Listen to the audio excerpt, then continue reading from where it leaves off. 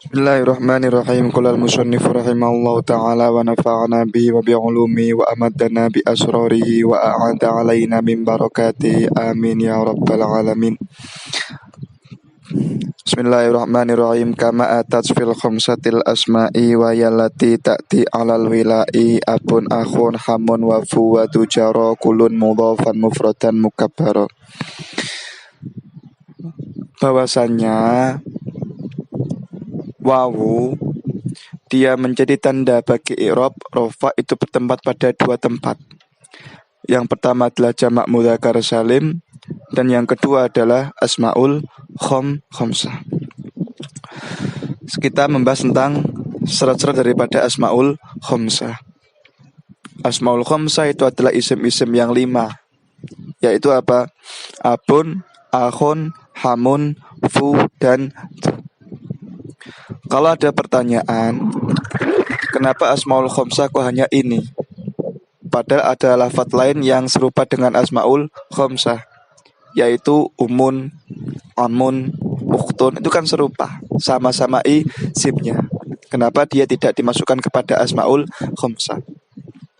Perlu diketahui, mengapa kok hanya abun, akhun, hamun, fu, dan du? Karena lafadz-lafadz ini yang mempunyai apa? Asal dari sebuah kata, sebuah lafadz. Contoh du. Lafadz du dia dinamakan asmaul khamsah karena du ini di asalnya adalah zawayun yang mengikuti wazan fa'alun. Ada pendapat lain zawun yang mengikuti lafadz fa'lun. Yang kedua famun. Famun dia juga termasuk asmaul khamsah. Kenapa? Karena dia mempunyai asal dari sebuah lafadz. Famun di asalnya adalah fauhun yang mengikuti wazan apa? Fa'lun. Kemudian abun, akhun, hamun. Dia juga mempunyai asal dari sebuah lafadz. Abun di asalnya adalah abawun. Akhun di asalnya adalah akhawun. Hamun di asalnya adalah hamawun. Berhubung kelima ini dia mempunyai asal dari sebuah lafadz, maka dia dinamakan sebagai apa? Asmaul khamsah. Perlu diingat.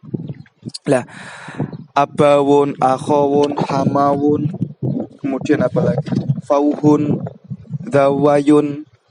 Itu bisa menjadi abun, akhun, hamun, fudu karena sudah terkena i'lal. Perlu diingat-ingat ya. Bismillahirrahmanirrahim. Lun mudhafan mufradan mukabbaro.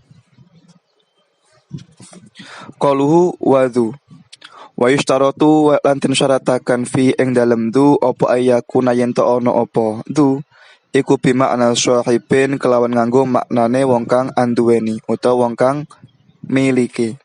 Nahwu ja'ani du malin. Ja'ani teko ing ingsun sapa du malin wong kang duweni bondo. Nah, untuk du itu disyaratkan apa? Disyaratkan dia bermakna sahib, memiliki. Ja'a dzu ilmin. Ja'a wis teko sapa dzu ilmin wong kang duweni bondo. Jadi dzu di sini dia disyaratkan bermakna apa? Sahib, memiliki. Andaikan dzu dia tidak bermakna apa? Sahib, maka dzunya itu bukan dinamakan sebagai dzu asmaul khamsah. Tapi apa? Dzu atau iya. Contoh, ja'a alladzi dzu koma. Ja'a wis teko sapa alladzi wong dzu koma kang ngadeg sapa alladzi. Itu yang dibaca rofa. Yang kedua, ra'aitu ningali sapa ingsun dzu koma ing wong kang ngadeg. Nah, contoh di sini dzunya dia adalah dzu atau iya.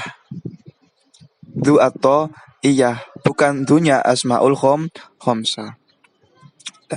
Dzu atau iya itu ciri-cirinya dia setelahnya adalah apa? Kalimah fi'il. Dzu atau iya itu ciri-cirinya setelahnya adalah kalimah fi'il. Kalau dzu asmaul khamsah, ciri-cirinya setelahnya berupa kalimah isim ya. Jadi kalau dzu tidak bermakna sahib, maka dia bukan apa? Dzu asmaul khomsah. Ingat-ingat. Jaro kulun mudhofan mufrad dan mukabbaro. Lah, sekarang ciri-ciri daripada asmaul khomsah itu ada 4. Yang pertama apa? Dia mudhof. Yang kedua dia mufrad. Yang ketiga dia mukabbar atau tidak ditasghir, tidak diikutkan wazan fu'ailun. Dan yang keempat qauluhu mudhofan li ghairi ya'il mutakallim. Dia tidak diidhofahkan kepada apa? Ya mutakallim. Kita bahas yang pertama, yaitu apa? Asmaul khomsah dalam tingkah rofa dia ditandai dengan wawu. Jika memang asmaul khomsah tersebut dia memenuhi 4 syarat. Ya, yang pertama adalah mudhof, mufrad, mukabbar dan tidak disandarkan kepada ya mutakallim. Maka kalau dia tingkah rofa, tanda rofanya menggunakan waw. Penting, catat. Nah, sekarang contoh yang mufrad. Kita bahas yang pertama adalah mufrad. Berarti dia bukan tasniyah, bukan jamak. Ya. Contoh ja'a abuka, ja'a akhuka. Abuka dia dibaca rofa dengan tanda wawu sebab asmaul khomsah, berkedudukan sebagai fa'il. Akhuka dia dibaca rofa dengan tanda wawu sebab apa? Dia memenuhi syarat yang pertama, yaitu apa? Mufrad. Akhun dia mufrad, hanya apa? Makna satu. Nah, asmaul khomsah ya, jika dia ditasniyahkan, maka apa? Dia i'rabnya menggunakan apa? Isim tasniyah. Tanda apa? Dengan alif. Asmaul khomsah dia harus mufrad kan? Kalau mufrad dia tanda rafa'nya menggunakan wawu.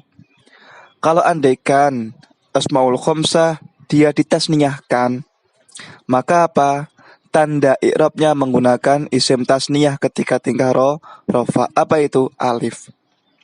Contoh koma abuka ketika tingkah rofa. Ketika dia ditasniyahkan maka menjadi bagaimana? Koma abawaya. Koma wis ngadeg sopo abawaya, bapak loro. Ya, koma wis ngadeg sopo abawaya, bapak loro.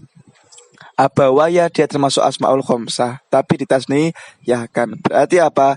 Dia keluar daripada syarat-syaratnya asmaul khomsah berupa mufrad.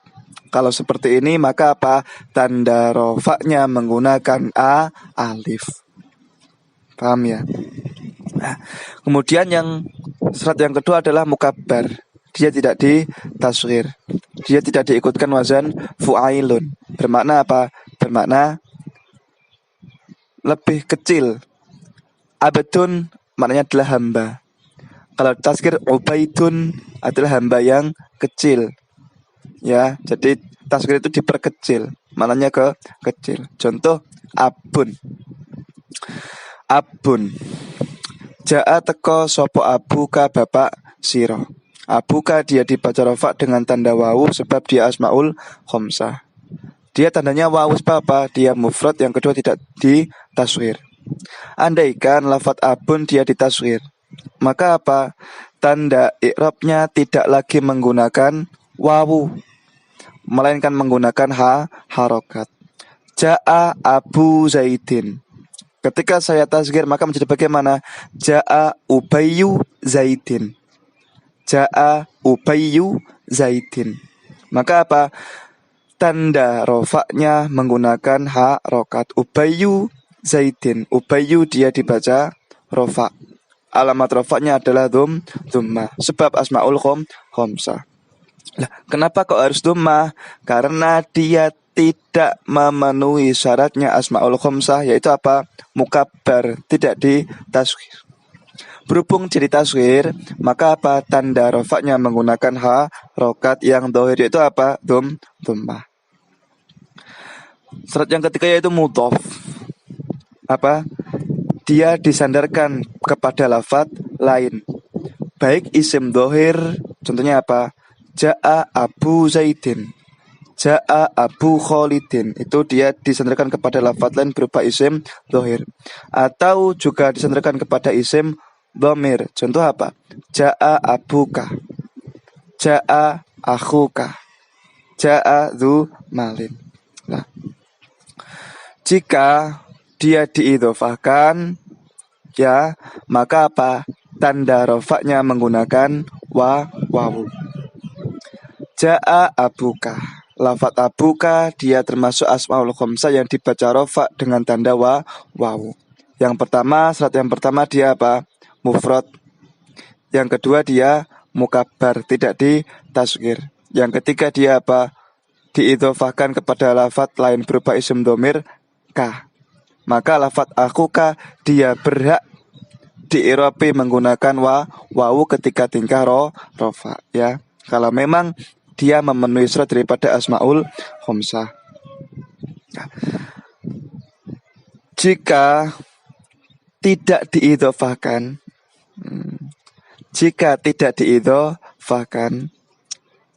jika asmaul khamsah apa? Tidak diidhofahkan kepada lafadz lain, maka tanda i'rabnya menggunakan harokat. Contoh, lahu akhun, lahu iku tetap kedueman, akhun utawi dulur.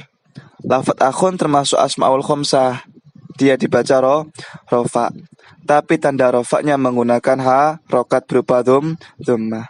Lahu akhun, kenapa menggunakan harokat? Karena dia tidak diidhofahkan, enggak memenuhi syarat, maka apa? Dia dialamati dengan dhammah.